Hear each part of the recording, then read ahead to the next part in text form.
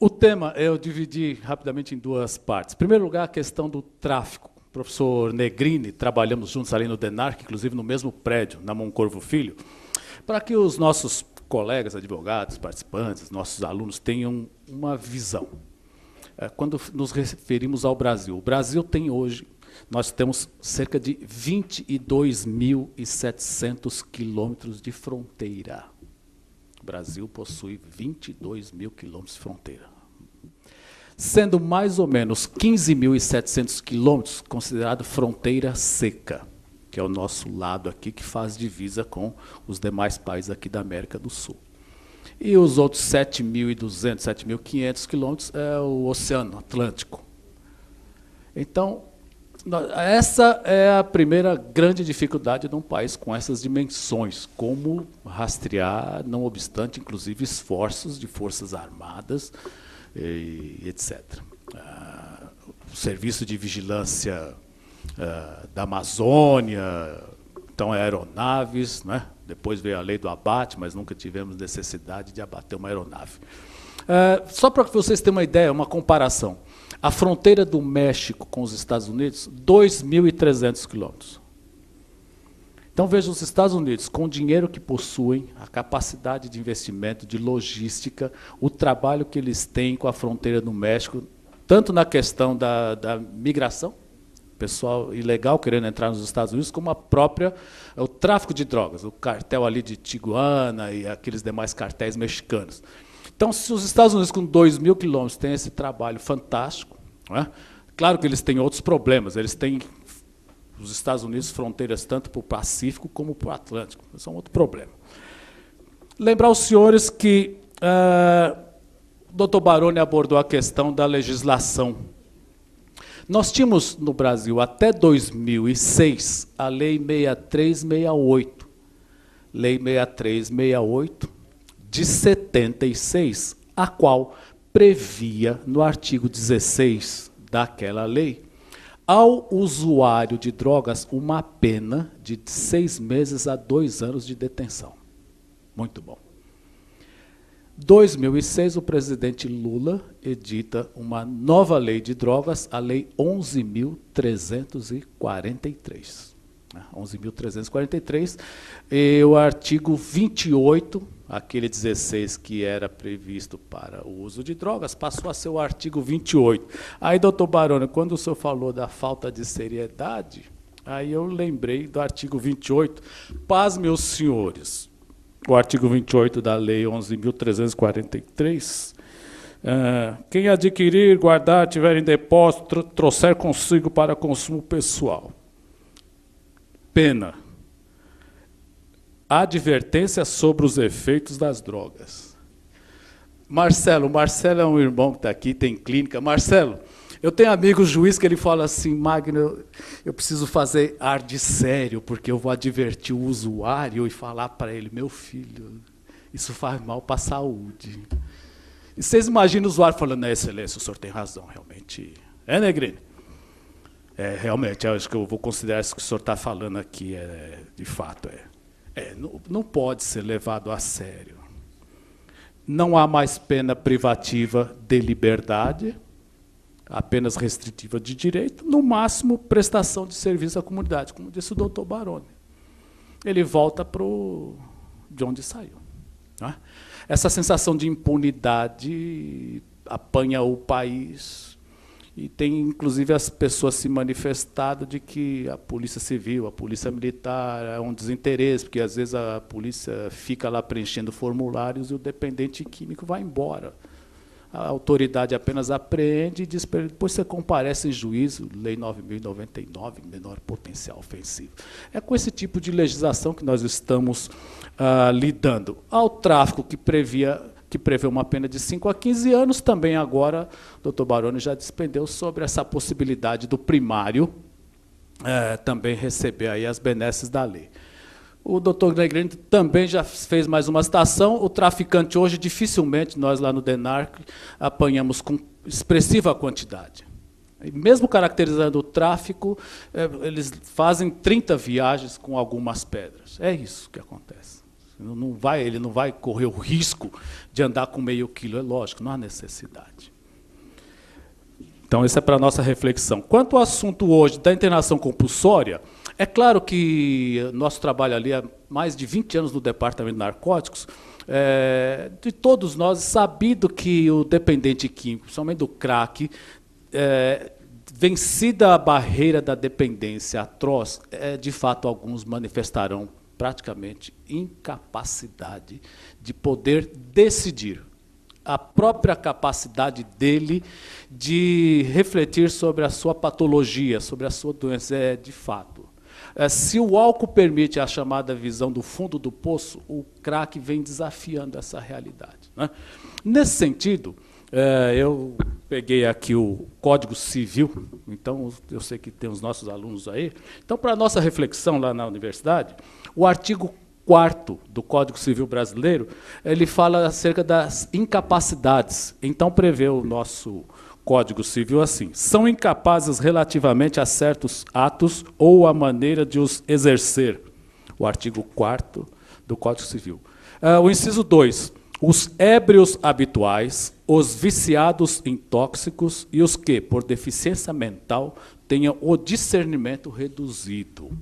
Então, veja, o nosso Código Civil coloca os usuários de drogas, e não é difícil imaginar que pode mesmo chegar à incapacidade total, dada essa sua, as deficiências e os danos causados. Também trago à colação de vocês a Lei 10.216, ela é de 6 de abril de 2001, e dispõe sobre proteção e os direitos de pessoas portadoras de transtornos mentais. Essa lei vai disciplinar o assunto, e o artigo 4º fala da internação e as suas modalidades. O artigo 6º dessa lei diz que a internação psiquiátrica somente será realizada mediante laudo médico circunstanciado.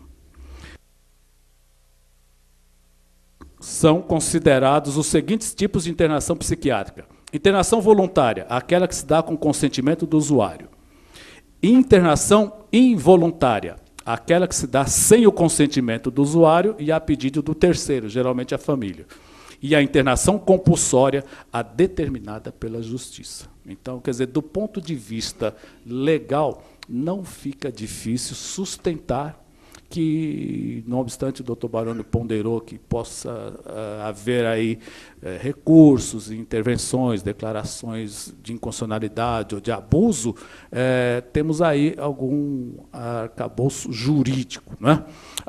O que eu quero pensar com vocês é o seguinte: o que levou a essa situação do crack, né? Nós estávamos no DENARC, eu fui para lá em 1990. Estava começando. Realmente eram pequenos, podia se contar nos dedos. E, de fato, as reuniões, né, que nós tínhamos com a Secretaria da Saúde, não acontecia nada. Pasmem os senhores, até hoje o Ministério da Educação e as secretarias não têm nada em termos de curso e preparação dos nossos docentes, nos 3 níveis, no que se refere ao quesito drogas.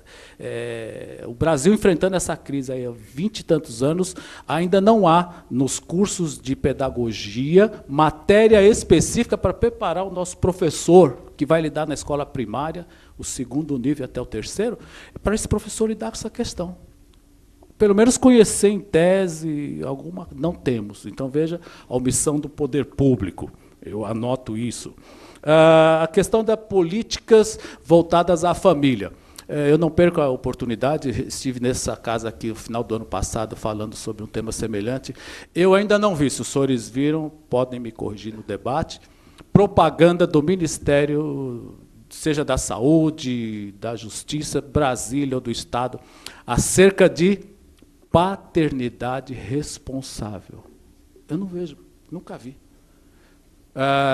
Convidando, orientando a nossa mulher a ter filhos na medida em que se possa. Esses números eles nos chegam normalmente nas enchentes. Derrubou um barraco. E aí aparece aquela mulher dizendo, quando eu vou com os meus 8 filhos, eu em casa falo assim, essa é a tragédia. 8, ela fala, eu vou para a casa da minha irmã, que tem 6, é um outro barraco. Doutora Solange, essa é a tragédia. Uma mulher com 30 e poucos anos já tem 8 filhos, cara. Naquele ambiente. Não é? Então, a promiscuidade é o que nós vimos ali no DENARC, nas nossas rondas. Promiscuidade total, elas trazendo homens para aquele lugar, as crianças assistindo essa promiscuidade, as mocinhas, à medida que vão crescendo, sendo abusados por esses homens, padrastos, não é? Porque vivem 8, 10 pessoas em habitações coletivas. Esse é um ambiente onde prolifera a questão do crack, e em São Paulo, a Cracolândia. Para lembrar os senhores, o que é esse local da Cracolândia? Os senhores se lembram que ficava ali a rodoviária antiga do Estado? Quantos se lembram dessa? Ficava lá a rodoviária. Aquele era um polo econômico importante da cidade de São Paulo. A rodoviária saiu, foi lá para o Glicério e depois foi para a estação do Tietê. O que ficou ali? Abandono. Hotéis jogados, restaurantes, não tem o que fazer. Veja que interessante. Ao mesmo tempo, nós observamos um movimento migratório da América do Sul de pessoas despreparadas e desqualificadas, vêm para São Paulo. Chilenos, bolivianos, porto-riquenhos, é uma mão de obra desqualificada, mas o Brasil ainda é melhor do que a realidade deles lá. Para onde eles vão tentar se hospedar, professor Baroni? Ali, hotéis de 10, 20 reais. Então, quer dizer, somando-se isso tudo, gerou um caldo de cultura. Hoje são milhares de pessoas ali. Há uma ação da Polícia Militar, não é? Que alguns entendem de fato espalhou, ela desarticulou o tráfico, é verdade, só que eles vão se reorganizar, até porque a presença do Estado ela não há possibilidade de se manter perenemente, e eles vão curtir. Agora já estão embaixo do viaduto, estão na Consolação, Santana, Lapa, e eles estão se organizando. O que nós temos aqui ainda, que essa questão das drogas também não é citado, mas nós temos um doutor aqui, o nosso médico psiquiatra, que é a questão das comorbidades. Então, ali no meu tempo do DENARC, eu me lembro que nós atendíamos mulheres jovens, menores de idade, 16, 17 anos, mães de 2, 3 filhos, e elas usando drogas durante a gravidez. É claro que nós podemos concluir que esses bebês já nascem com dependências químicas e com defeitos genéticos produzidos por maconha, tabaco, álcool e crack, que essas crianças, não havendo assistência do Estado e já com essas chamadas morbidades, e dentro desse quadro de cultura, o que vai nos levar a que esse problema está, me parece que São Paulo já está na 3ª geração de rua. Nós temos na cidade de São Paulo avós de rua, nunca tiveram uma casa, já tiveram filhos, esses filhos já tiveram filhos. Essas pessoas não têm sequer uma certidão de nascimento. É comum na polícia nós prendermos. Seu documento? Não tenho. Não, minha mãe nunca tirou. Você nasceu quando? Eu acho que eu tenho uns 20 e pouco. Ela fala que no ano que eu nasci foi a Copa do Mundo, que jogava fulano e ciclano. Então ele presume que nasceu naquele ano. Essa é a situação que nós lidamos no nosso cotidiano lá no Estado. E me assusta a questão da internação, que eu, por um lado, eu vejo como até legalmente possível, e eu comparo com a situação do Sistema Único de Saúde. Ora, se não há médicos e atendimento para as patologias comuns, as doenças comuns que nós todos temos, coração, fígado, diabetes, vemos pessoas morrendo aí todo dia nos hospitais públicos. Essa situação pode ser dividida por 30 quando o assunto é dependência química. Portanto, como disse o doutor Baroni, tirar da rua e o Estado não estando preparado com todo um suporte técnico, médico, para atendê-los, ficaria no ar uma questão. Houve um filme, faz alguns anos, vocês se lembram o filme Bicho de 7 Cabeças? Ali ele tentou mostrar uma realidade, né? O rapaz fuma maconha e o pai conhece o diretor do hospital e enfia o moço, usuário de maconha, num hospital psiquiátrico, né? Quando todos nós sabemos aqui que usuários de drogas raramente são psiquiátricos. Eles têm algumas características que me chamam a atenção. A maioria deles que nós tivemos contato tem inteligência, inclusive, acima da média. Ele não é doente mental, ele é um dependente químico. Pode até ter uma comorbidade, aí, psicose, esquizofrenia, mas não é a regra. Não é? Também já sabemos que não se trata de bolsão da miséria. Pesquisa realizada aqui em São Paulo demonstrou que boa parte deles renda familiar acima de R$10.000. Eu moro na Zona Norte, eu moro em Santana. Para vocês terem uma ideia, eu tenho uma família que eu estou tentando ajudar. A mãe dele mora numa cobertura e ela nos procura e falou: doutor, esse meu apartamento vale R$1.700.000. E o meu filho estava no 2º ano de engenharia e agora ele está na Cracolândia, quando eu consigo localizá-lo. Então, veja como é complexa a situação. A minha sugestão é que nós precisamos repensar o Estado brasileiro. Notícias como aquela do Fantástico, domingo retrasado, assusta, porque o país não tem problema de dinheiro, tem problema de corrupção. Que não há repasse e que a educação realmente não vem sendo assistida. Portanto, a minha conversa essa noite é levar cada um de nós brasileiros a ver como é que nós podemos repensar o Estado brasileiro, né? Na medida em que assusta, eu retirar esse dependente químico, levar onde? Na Zona Norte a gente leva no hospital psiquiátrico, que tem uma ala ali no Mandaki. Conheço, inclusive, o Dr. Lester. Ele disse: Magno, eu posso segurar durante uma semana. E é psiquiatria, e o médico já falou, ele não é paciente psiquiátrico. E tem outro centro. Foram criadas CAPs. Parece, doutor Baroni, que cada paciente custa de R$3.000 a R$5.000 por mês. R$3.000 a R$5.000 por mês. Se comparado com as necessidades, as demais necessidades do município e do estado, realmente parece que nós não teremos verba para aguentar essa puxada. Eu vou devolver a palavra aos meus colegas e nos colocarmos à disposição para o debate. Aí já joguei algumas ideias para nossa reflexão. Muito obrigado.